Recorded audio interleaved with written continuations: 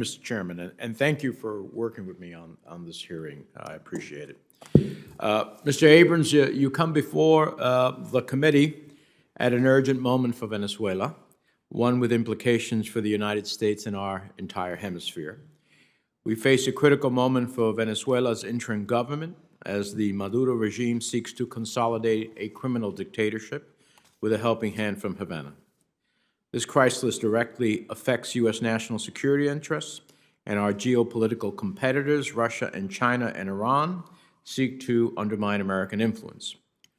Moreover, the people of Venezuela continue suffering grave human rights abuses, a humanitarian catastrophe worsened by COVID-19 pandemic, and mass displacement across the hemisphere. As Venezuelans struggle, to survive and restore their democracy, legislative elections are scheduled this year. Not surprisingly, the Maduro regime has rigged every aspect of the electoral process, thereby ensuring increased instability and more widespread suffering. The evidence is already there.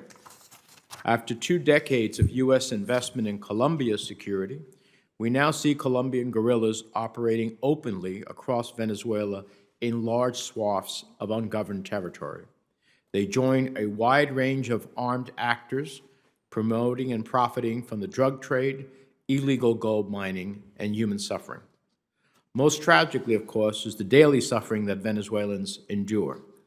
Femicide, sexual violence, and trafficking of Venezuelan women and girls are reportedly on the rise.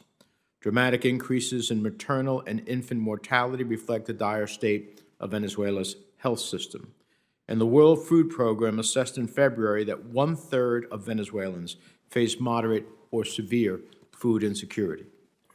Additionally, Maduro's brutal regime has perpetrated more state-sponsored murders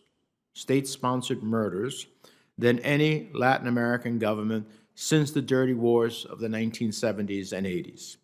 In the last 2 years, the UN High Commissioner for Human Rights has reported over 8,000 extrajudicial killings by Maduro's security forces, as well as grotesque patterns of torture and rape. These conditions have forced more than 5.2 million Venezuelans to flee their country in search of protection and assistance. I traveled to Cúcuta, Colombia, a year ago, where I heard heart-wrenching stories from individuals fleeing the humanitarian tragedy in Venezuela. With the COVID-19 pandemic and related economic downturn converging on the crisis of Venezuelan refugees and migrants, the United States must mobilize international partners to further expand assistance and protection for the Venezuelan people. If the current trajectory continues, more Venezuelans will be displaced from their homes than the number of Syrians displaced during that devastating, nearly decade-long conflict. Yet while other countries are generously hosting millions of Venezuelans, the Trump administration has ignored my repeated requests to grant temporary protected status to some 200,000 Venezuelans in the United States. It has turned away Venezuelan asylum seekers at our southern border, and that is absolutely unacceptable. The administration must change course.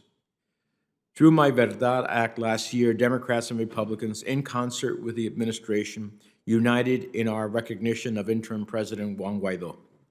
However, in June, President Trump stated that he did not think this decision to recognize President Guaidó was, quote, very meaningful, sending the wrong signal to our allies and our adversaries. We must be purposeful and lead the formidable coalition we helped build to support President Guaidó. So I expect to hear a strategy about how we will work with our partners to ensure that Maduro doesn't use fraudulent elections to strengthen his dictatorship. Moreover, with Maduro and his cronies facing charges in the United States for drug trafficking and graft, there should be no doubt about their criminal credentials. We are dealing with a massive law enforcement challenge in Venezuela.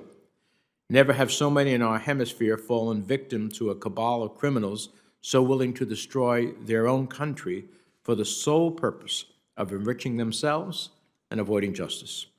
We must coordinate an international campaign to confront the regime's criminality and I look forward to hearing from you, Special Representative, on what changes we will make to increase our chance of success in the next 6 months. And yes, I said changes. There has been bipartisan support for most of our sanctions and the $600 million in foreign assistance we have used for humanitarian aid, but Maduro remains entrenched in power, and humanitarian access into Venezuela is extremely limited. We cannot continue on the same course and expect to achieve different results. I fear the administration may very well have squandered a limited window of opportunity crafted by valiant Venezuelans, and I hope it's not too late to open that window again. Thank you, Mr. Chairman.